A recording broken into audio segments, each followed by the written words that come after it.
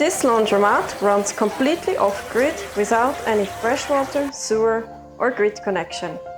The research project is based on a Swiss-South African collaboration between Zurich University of Applied Sciences and Streetscapes. I visited South Africa the first time in 2017 as part of a networking event organized by the Swiss Embassy. At that time, Cape Town was in the middle of the water crisis, and that's when I had the idea of this water and energy self-sufficient laundromat.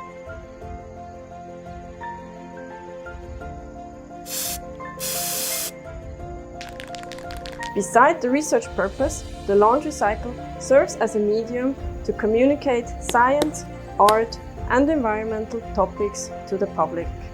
We also organized an art activation class for school children.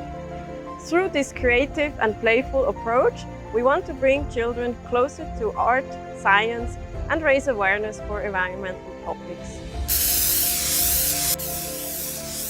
The artwork on the container reflects the topics of garden and flowers, the water and the laundromat, and the collaboration between Switzerland and South Africa.